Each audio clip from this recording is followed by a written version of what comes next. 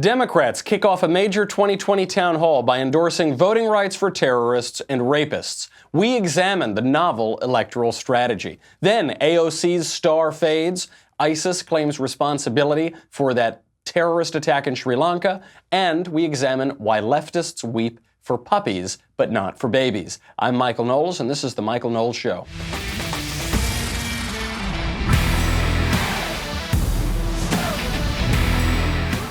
A gift from the gods last night, or the opposite of the gods, the 2020 Democrat candidates for president. You know that all of the cable networks have been doing these town halls for the various candidates. Fox did it. Fox had one for Bernie Sanders, obviously CNN and MSNBC. So CNN had a big one that happened with most of these major candidates out there.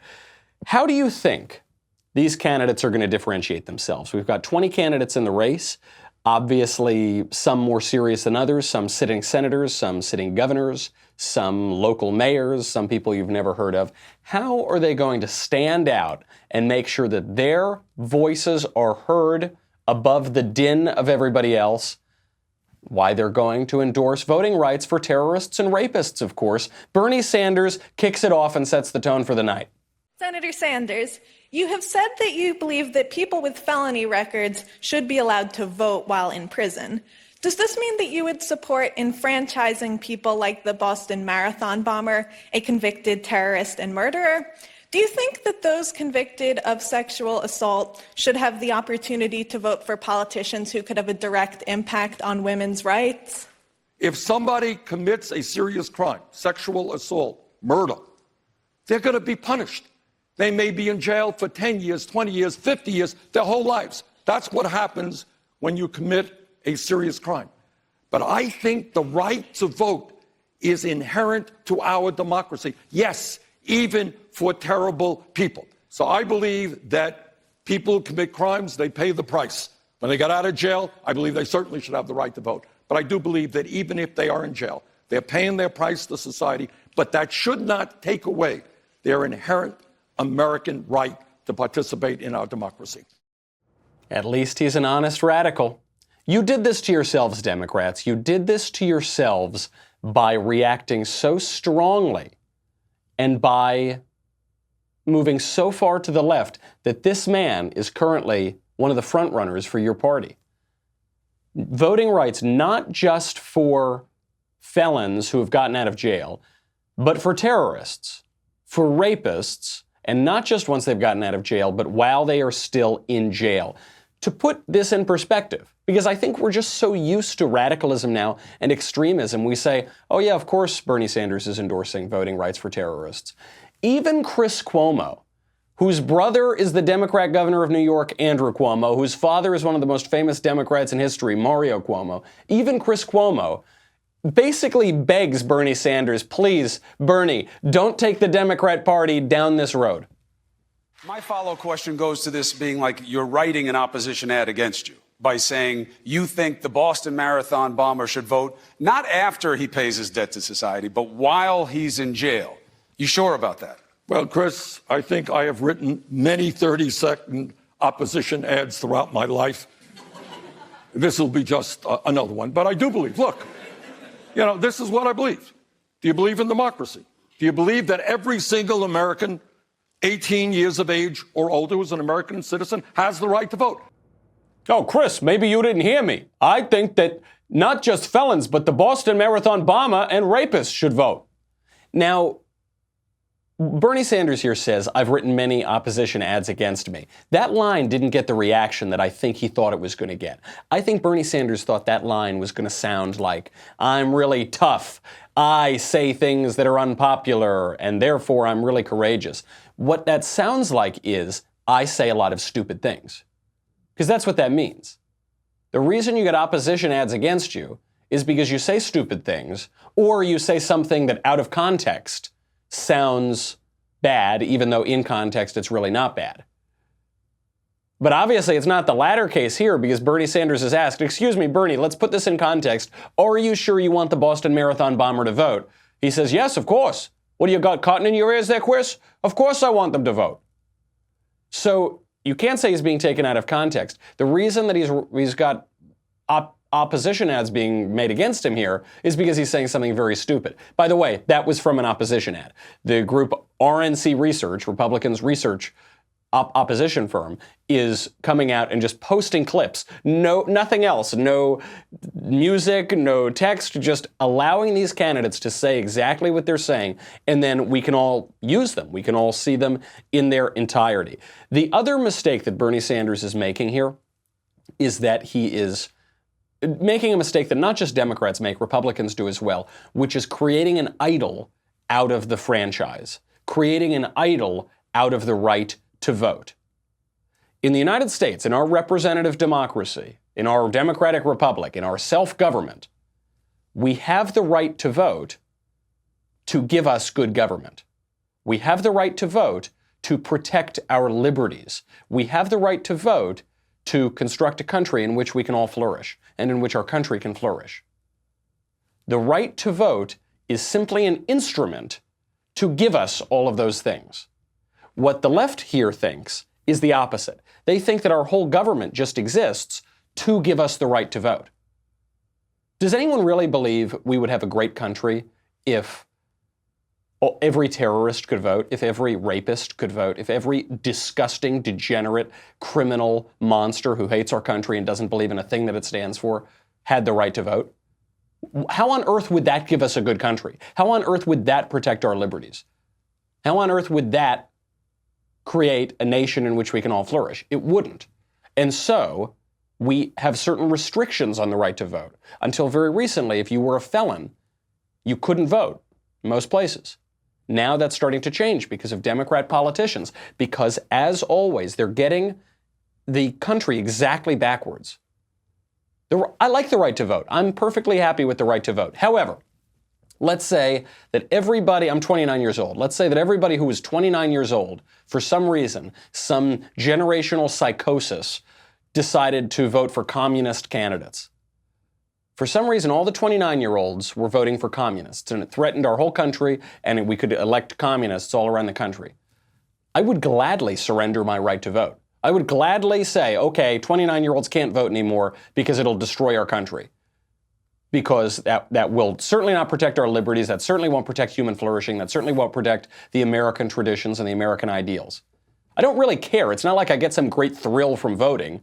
I do it because it's my civic responsibility and because I think that I certainly know what's better for the country than all these wacko left-wingers like Bernie Sanders. So I go and exercise my vote as a responsibility.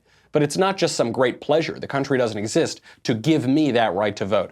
Bernie exactly flips it. Buttigieg was then asked about this, and Chris Cuomo, he's obviously looking for an out. He's from what would be considered, I guess, more of the mainstream of the Democrat Party. His brother is an elected prominent national Democrat, governor of New York, and so he just wants to pull the Democrats back from the edge. Please, Mayor Pete, you're a normal guy. You're a level-headed guy. Please tell me you don't think terrorists should vote. Take it away, Mayor Pete. Senator Sanders earlier this evening said he's in favor of felons being able to vote, even while serving their prison terms. He was asked specifically about people like the Boston Marathon bomber, people convicted of sexual assault, rape and other things, pedophiles. He said the right to vote is inherent to our democracy, yes, even for terrible people. Senator Kamala Harris just said we should have that conversation. She didn't really answer one way or another. What do you think? Should people convicted of sexual assault, of the Boston Marathon bomber, should they be able to vote? While incarcerated? Yeah. No, I don't think so. I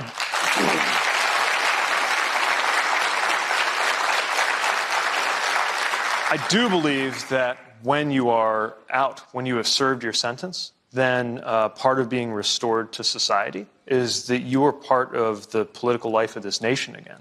And one of the things that needs to be restored is your right to vote. As you know, some states and communities do it, some don't. I think we'd be a better country if everybody did it. And frankly, I think the motivations for preventing that kind of reenfranchisement in some cases have to do with one side of the aisle noticing that they politically benefit from that.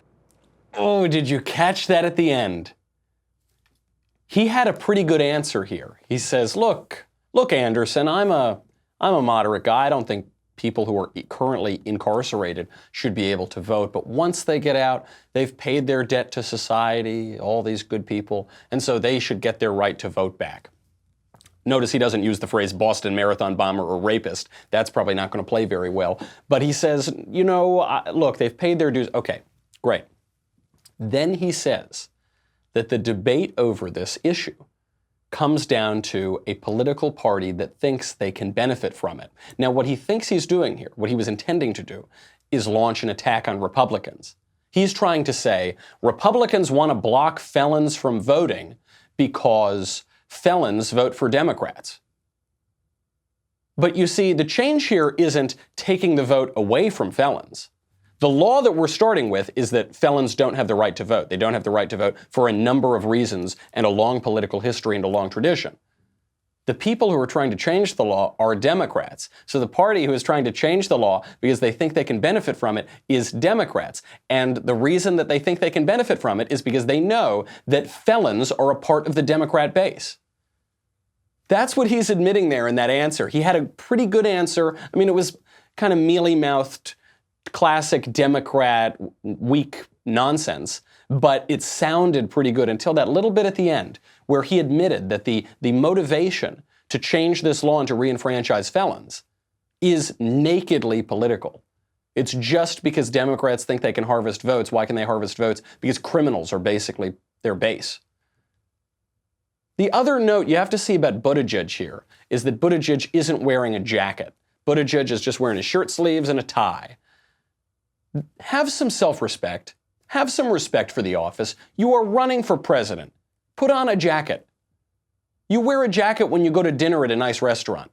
You wear a jacket when you go to church on Sunday. Wear a jacket when you're running for president. But they can't because they've all got to be the cool guys. I'm not a regular politician, I'm a cool politician. I'm not a regular mom, I'm a cool mom. Oh, I know all those regular moms think that felons and terrorists and rapists shouldn't vote, but I'm a cool mom. That's okay, kids. Felons and terrorists and rapists can vote. I don't care if you have a beer or two, that's fine. I don't even wear a jacket. That's basically what the Democrats are positioning themselves as. So what they're trying to do is say, look, all these laws, all of these traditions, we can weaken those. Let's weaken all of those, then we will be freer. We talked about this theme last week, the theme of liberation, the theme of emancipation. This is one of the dominant themes of the West throughout all of modernity. And the Democrat Party and the left here is really taking up that mantle and turning it up to 11. Literally in their clothing, they're liberating themselves from their jackets. I don't need all this formal clothing, I'll be freer. And they're liberating the country from laws and political traditions. We don't need boundaries around the franchise. We can open that up for everybody, including the Boston Marathon terrorist. All in all, however, Pete Buttigieg basically performed better than most people here. These weren't the only people who were asked about the right to vote for terrorists and rapists.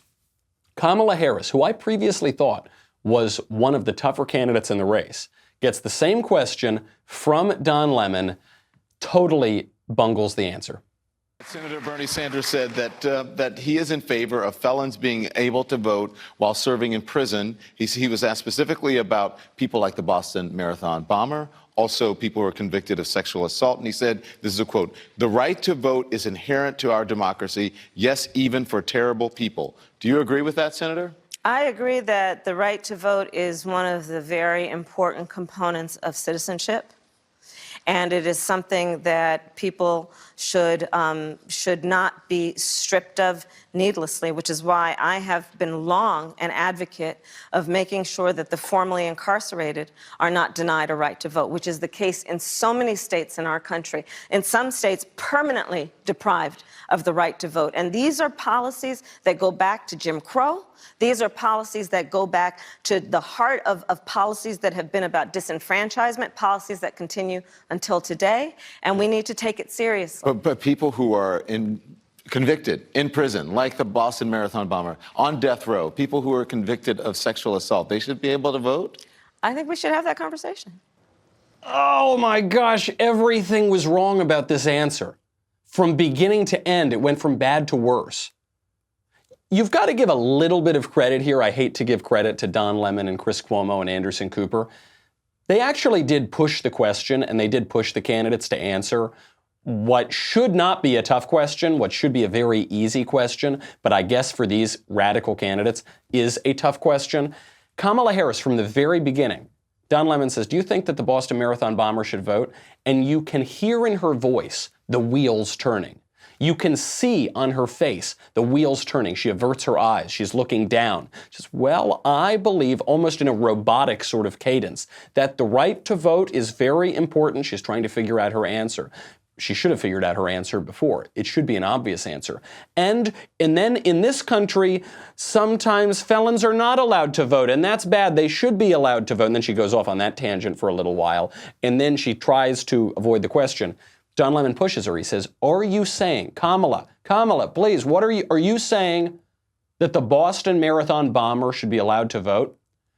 Well, and I believe that that is a conversation that we should have. So even at the end, it's this totally non-committal acceptance of the suggestion that terrorists and rapists should vote, even in prison, even while they're incarcerated. Except it's even, if she had just come out like Bernie and said, yeah, I think Osama bin Laden should vote. I think he should run for president. If she had at least said that, she would get points for courage, a bizarre courage, a reckless craziness, but at least she'd get points for confidence, for standing on an opinion, for believing in something, for having principles. She doesn't get credit for that because she doesn't have any principles. I got to tell you, I really thought that Kamala Harris could be one of the top candidates for the nomination. I'm really beginning to doubt that. What made me think she could is that she's got the political calculation of a Hillary Clinton. The problem is she's also got Hillary Clinton's staff, and I think it's probably messing her up. She staffed up basically with all the people of the old Hillary Clinton campaign, and she's just a little too calculating by half. She's just a little too clever by half. She even has Hillary's awful laugh, that ha ha ha ha ha, you know, that bizarre look on her face and that strained and forced laugh. She even has that. Nothing about this woman seems genuine. Everything seems calculated. You know, early in this race, right when she announced, Willie Brown made this, former California politician, said that basically Kamala slept her way to the top. That was the accusation. And I don't know who pushed for the story or who planted the story, but obviously that story was designed to say that this woman doesn't believe in anything. She'll say anything to get elected. She has no principles. She has no belief. And she keeps proving them true. She just doesn't seem ready for prime time. She didn't get elected to the Senate that long ago. She's pretty young. But she just doesn't seem like she's ready there to get the nomination. Not just on this answer, but on other answers too. She was asked about a bill that she voted for her health insurance program, and she tried to lie about it. When she couldn't lie about it, she just tried to twist the truth and blabber her way out of it. Listen to this. This bill that you co-sponsored essentially phases up private insurance for 4 years. In 4 years. I don't think that's right. That's what the studies show, that it would phase out Which private bill are insurance. you? I'm actually supporting the bill that you co-sponsored. Medicare for all? Yes, we're co-sponsored with Bernie Sanders. Medicare for all would effectively eliminate private insurance. It would essentially phase out private insurance companies as the main source, but there would still be source. supplemental. There'd still be access to supplemental insurance right. for whatever is not covered. But let's be clear about it. Medicare for all, under the plan that I am supporting, will extend coverage. So whereas right now it does not cover dental, vision, hearing aids, under the plan Medicare for All, it will cover those needs will be covered. There will be an extension of it, including mental health services, including what we need to do better around women having greater access to reproductive health care.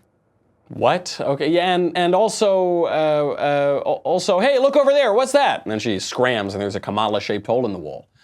Again, some points go to Don Lemon here. He did point out that studies on Medicare for All show that it would eliminate private health insurance.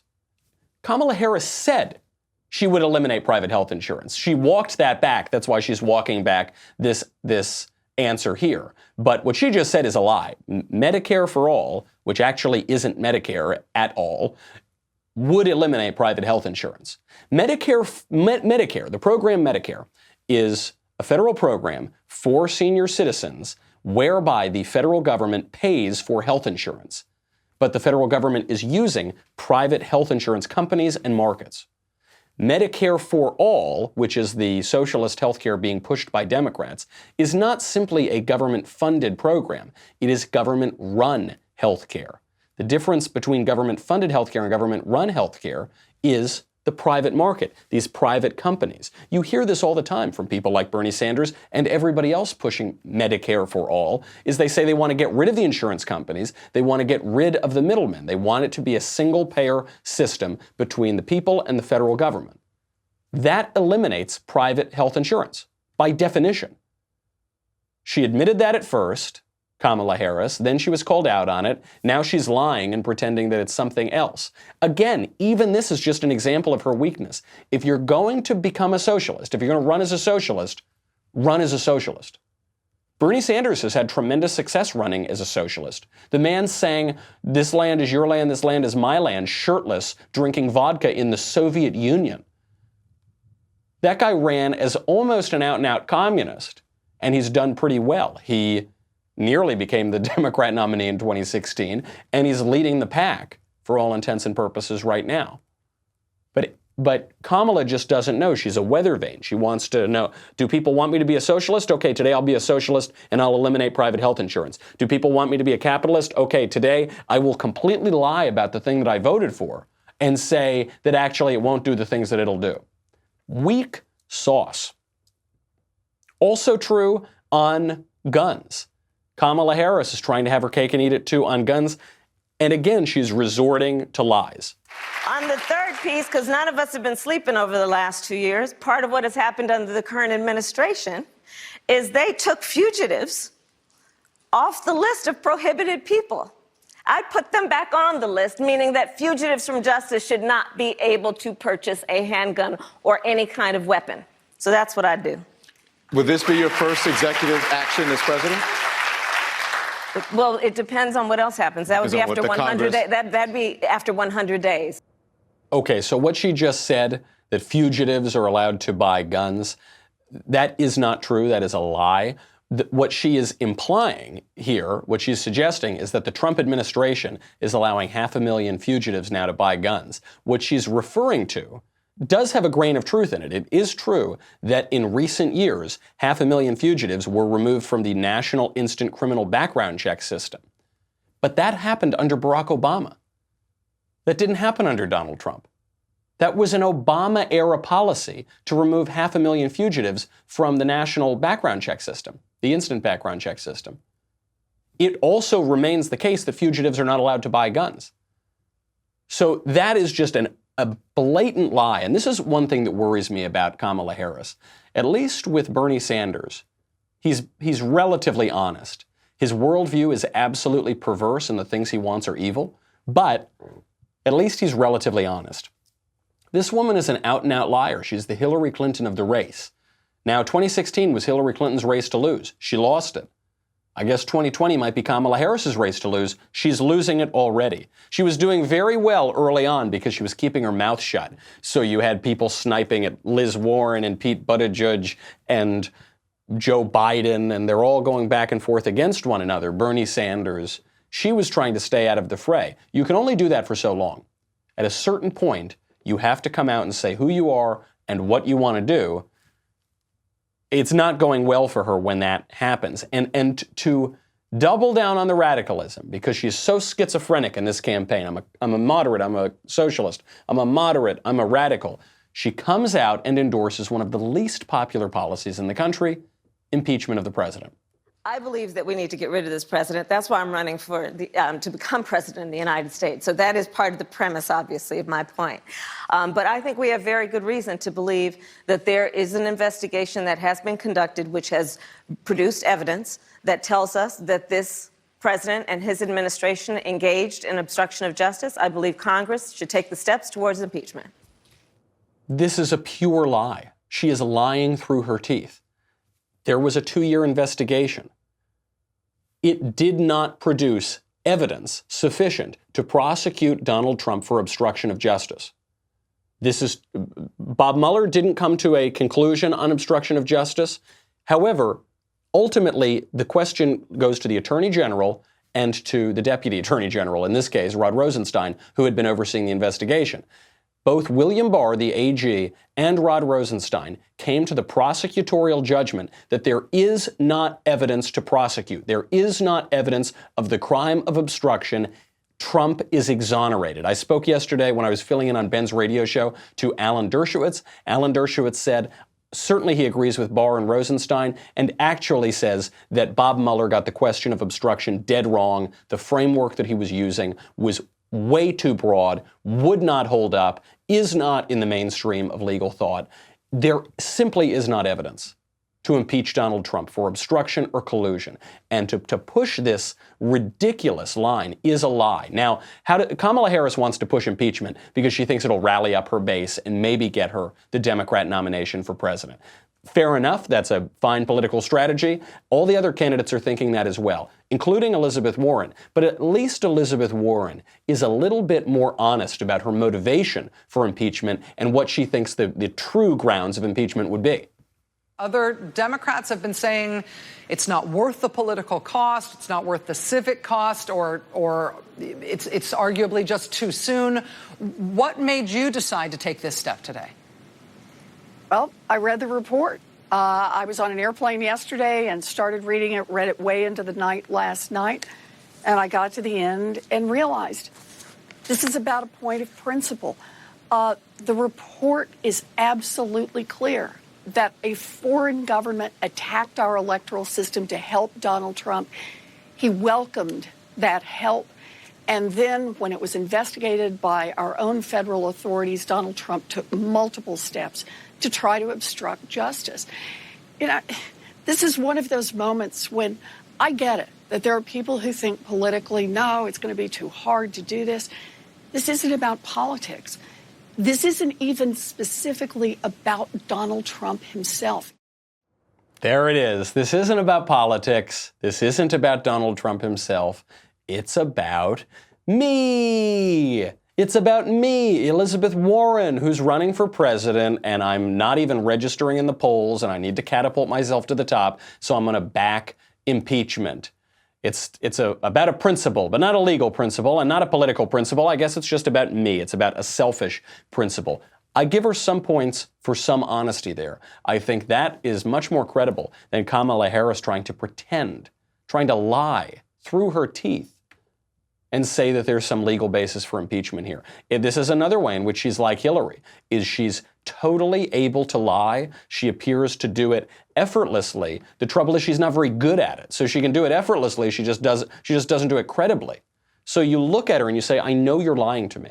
You're not even good at it. Very weak performance, I think, among people who are paying attention to politics. Kamala Harris really fell very, very far in everyone's estimation of whether or not she can become president. Liz Warren herself will make her pitch to be president. Bernie will double down on radicalism, and Pete Buttigieg and A.B. Klobuchar will come in as weaklings. Then, by the way, will Joe Biden even run for president? We're getting conflicting reports. We'll get into that in a second. But first, this afternoon at 3 p.m., the YAF campus tour brings me to Cal State Los Angeles, the home of La Raza, where I will be giving a speech on illegal immigration and the wall. The speech is called "This Land is My Land."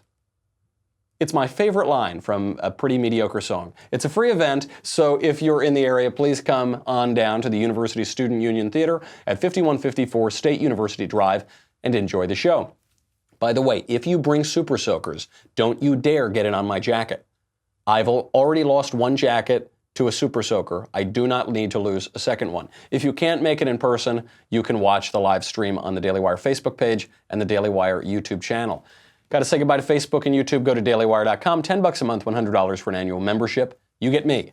You get the Andrew Klavan Show. You get the Ben Shapiro Show. You get the Matt Walsh Show. You get to ask questions in the mailbag coming up on Thursday. You get to ask questions backstage. You get another, what don't you get? You get the Leftist Tears tumbler. You're going to need it. If the super soakers come out tonight, you are going to need the tumbler to catch the tears. Go to dailywire.com. We'll be right back.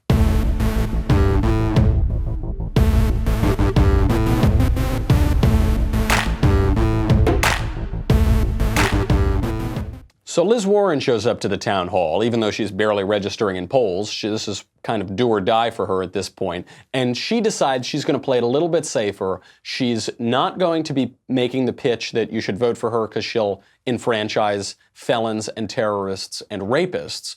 Instead, she goes back to the tried and true Democrat strategy of promising to give people a bunch of free stuff. I have two parts to the proposal.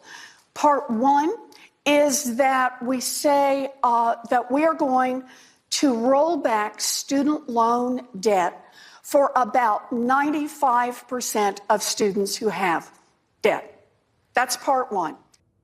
And then part two is we'll roll it back for the other 5%. Free stuff for everybody. Ha ha ha. That's more or less her proposal. I love the language that the Democrats use, too.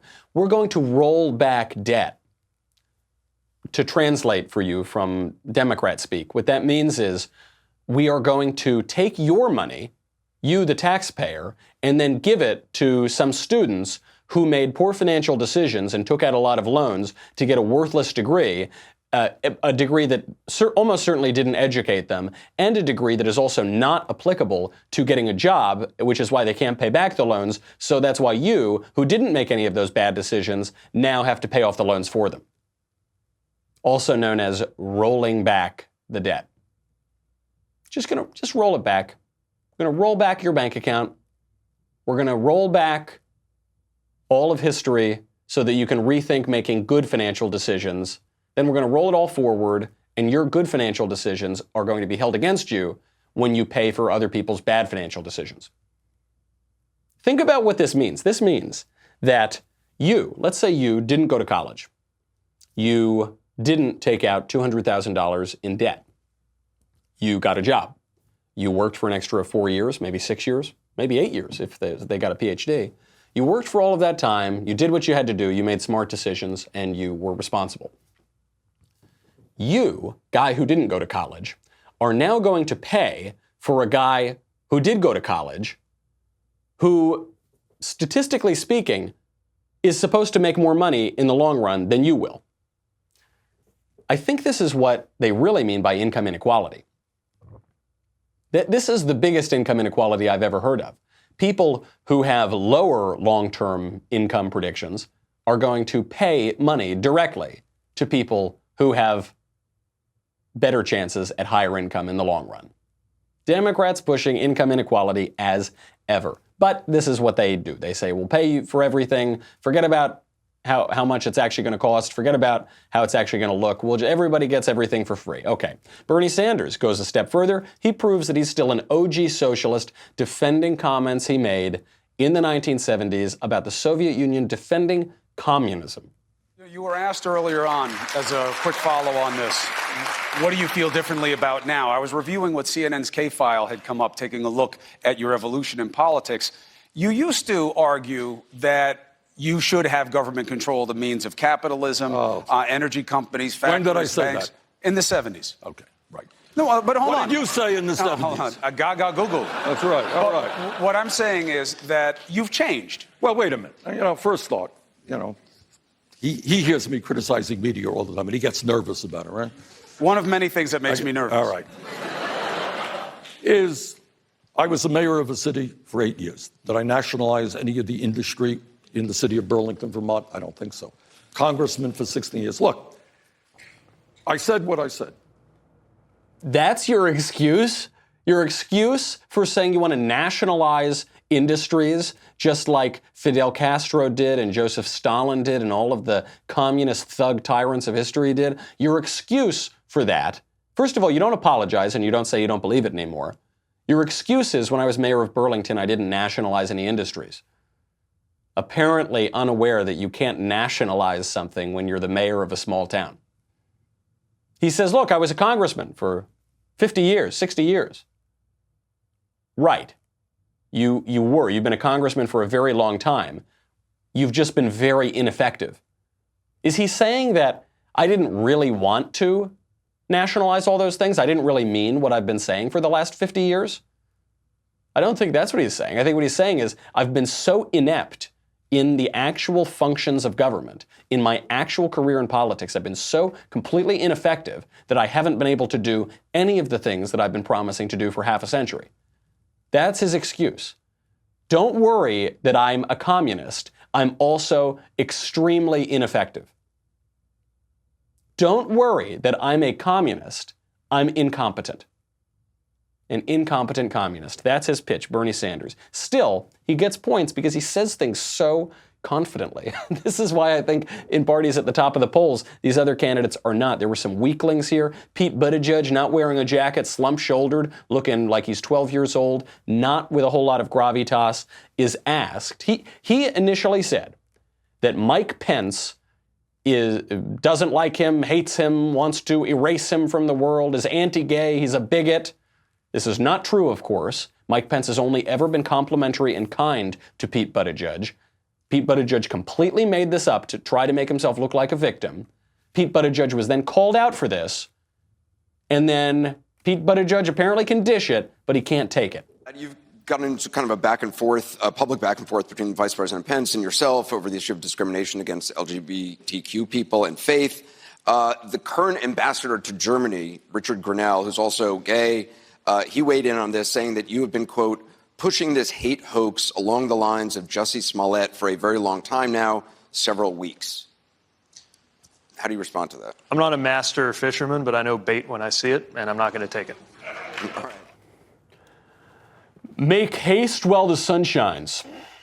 30 days hath September, April, June, and November. And when short February is done, all the rest have 31, Anderson. That's my answer. If wishes were horses, beggars would ride. That's enough. That's enough, Pete Buttigieg. We don't need to hear anymore. He punts on the question. It's pathetic. He can sling a totally unfair attack, and then the gay ambassador to Germany, Grenell, Ambassador Grenell, comes out and says this is a fake, unfair attack, and Pete Buttigieg should answer for it. And Buttigieg says, yeah, pass. I think I'm going to pass. Weak. He would have done better giving a Kamala Harris answer. Just weak stuff. Not as weak, though, as Amy Klobuchar. Remember Amy Klobuchar? She's the one who gave a speech about global warming while she was covered up to her shoulders in snow. Amy Klobuchar, who basically throws desk furniture at her staffers, who's throwing the office lamp at her aides. Amy Klobuchar, who eats salads with combs on airplanes and then hands them to her staffer and says, clean it. So anyway, I was kind of hoping, because Amy Klobuchar is a tough lady, that she could come out and be the tough one in this race. Turns out Amy Klobuchar is the Jeb Bush of 2020. I am someone that runs in a purple state. It is a state that when I first started running for office, the other senator was Republican, the governor was Republican, and 3 of our 4 constitutional officers were Republican. And then I started running. And every single time I have run, I have won every single congressional district in my state, including Michelle Bachmann's, okay? It's when you guys are supposed to cheer, okay? All right, so Please clap. Please, my name's Jeb Klobuchar. Please clap. Weak stuff. Don't ask for applause. If you're going to ask for applause, you've got to really be playing with the audience. You've got to really have a good rapport with the audience. Amy Klobuchar doesn't have a good rapport with anybody. She comes off as mean, aloof. She does come off as a bit tough, but here she's trying to play retail politics, and it's just not working. So I think probably she's the weakest one in this race right now. After this town hall, Bernie, radical as ever, what Bernie promises us is he's going to remain at the top of the field for at least a little while longer, because he did have a pretty good performance. Because he's at the top of the field, because he's one of the better candidates in the race, and because he is the most radical candidate in the race, what that tells us is the 2020 primary race is going to remain far left and radical for the foreseeable future. Biggest loser of the night was Kamala Harris. She went from a top-tier candidate and really hurt herself. If she can't figure out how to speak, if she can't figure out how to stop lying, or at least lie better, she is going to fall way down in the pack. Buttigieg is okay. The bloom is off his rose a little bit. He played all right. But wearing the shirt sleeves and refusing to answer questions like he got caught not doing his homework in the 8th grade is not going to play well for a guy who looks like he's 12 years old. He has to show people that he's an adult. He has to show people that he can go from running a very small town in Indiana to running the whole country. And he's not going to be able to do that if he continues to pretend to be Howdy Doody or somebody, or Leave It to Beaver. Ain't going to work. And Amy Klobuchar really had to make a move here. She didn't. She didn't move the needle. Elizabeth Warren maybe helped herself just a little tiny bit because she gave direct answers and went to a tried and true Democrat strategy. Speaking of weakness, though, somebody was missing in that town hall, you'll notice. Who was missing? Creepy Uncle Joe himself. Joe Biden was supposed to announce his presidential run on Wednesday. Frankly, he was supposed to announce a while ago. And he's been kind of doing this Hamlet game. It was supposed to be on Wednesday. He was supposed to go drop the video on Wednesday, then do stops in Charlottesville, Pittsburgh, and Philadelphia. This has been known for weeks at this point. And then all of a sudden it's not happening, apparently. Now we're getting some reports that he might announce on Thursday. Now we're getting some reports he might not announce at all. Why is that? Well, I can show you in a 30-second video. Listen to this.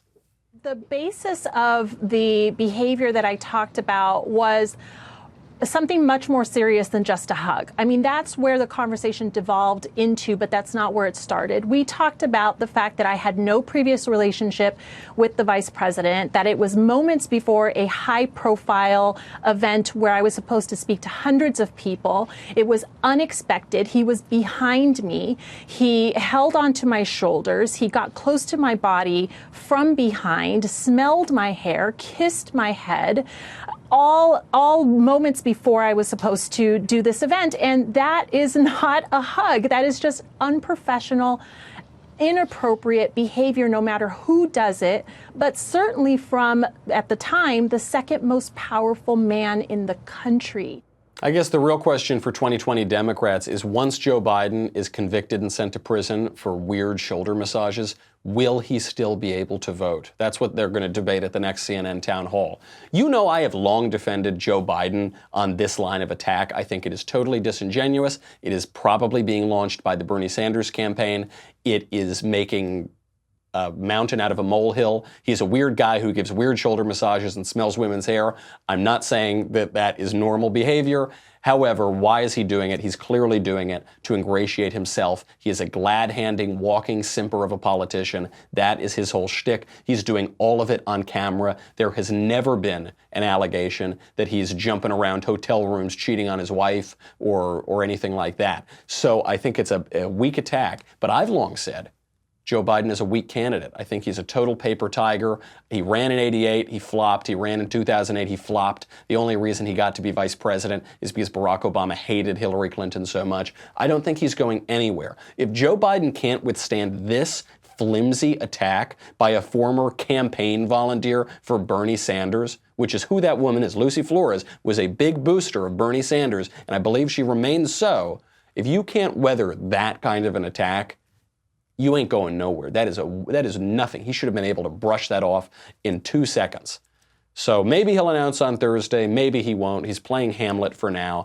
We have another candidate entering the race now, a guy named Seth Moulton. He is from the 6th Congressional District of Massachusetts. He just announced his campaign yesterday.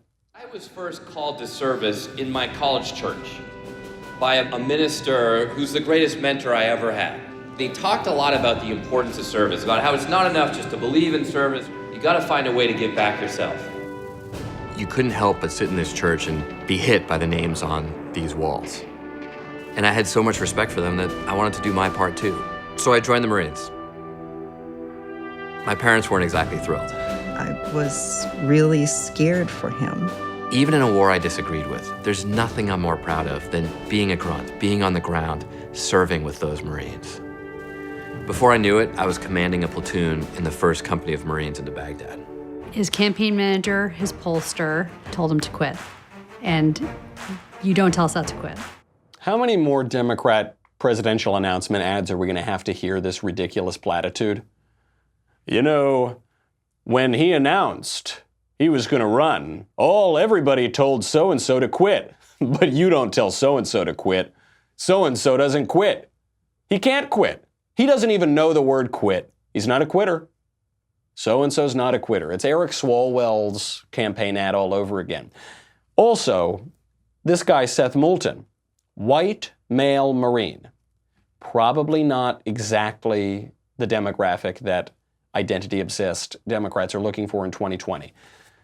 2020, 20 candidates running. Booker, Buttigieg, Castro, John Delaney, Tulsi Gabbard, Kirsten Gillibrand, Kamala Harris, John Hickenlooper, Jay Inslee, Klobuchar, Wayne Messon, Beto O'Rourke, Tim Ryan, Bernie Sanders, Eric Swalwell, Elizabeth Warren, Marianne Williamson, she's a spiritual author and counselor to Oprah, Andrew Yang, now Seth Moulton, possibly Joe Biden in a couple days. I thought this might be a long, drawn-out thing. Looking at their performances on CNN, I'm wondering if this isn't going to thin out real quick. These are weak candidates. They are not like the Republican candidates in 2016. Those Republican candidates, most of them, were extremely strong candidates. Marco Rubio, Ted Cruz, obviously. These were, Jeb Bush, actually, was at least a serious candidate. Donald Trump turned out to be one. Rand Paul. These were tough people who did know what they think and were able to put up a fight. Lots of others as well. These are not. These are, for the most part, pretty weak candidates. The fear here is if they all stay in too long, Bernie Sanders is going to be able to come in, win a plurality in a number of states, walk his way to the nomination without actually winning too many votes. That's the fear. He's running the strongest right now, including Joe Biden. And the only hope is the total weakness of these candidates. They're all trying to be Bernie, but you can't out-Bernie Bernie. And if you don't really believe it, if you're not a true believer who takes his shirt off and swills vodka and sings, "This land is my land, this land is your land," with Soviets in the 80s, you really can't pull off the commie shtick.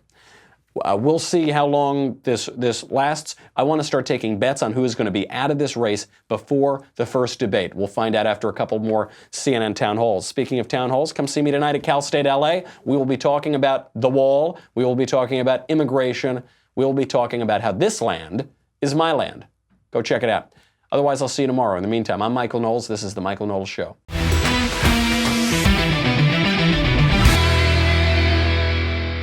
The Michael Knowles Show is produced by Rebecca Dobkowitz and directed by Mike Joyner. Executive producer, Jeremy Boring. Senior producer, Jonathan Hay. Our supervising producer is Mathis Glover, and our technical producer is Austin Stevens. Edited by Danny D'Amico. Audio is mixed by Dylan Case. Hair and makeup is by Jesua Olvera, and our production assistant is Nick Sheehan. The Michael Knowles Show is a Daily Wire production. Copyright Daily Wire 2019. Today on The Ben Shapiro Show, Democrats compete for attention on CNN and the media downplay Sri Lanka. That's today on The Ben Shapiro Show.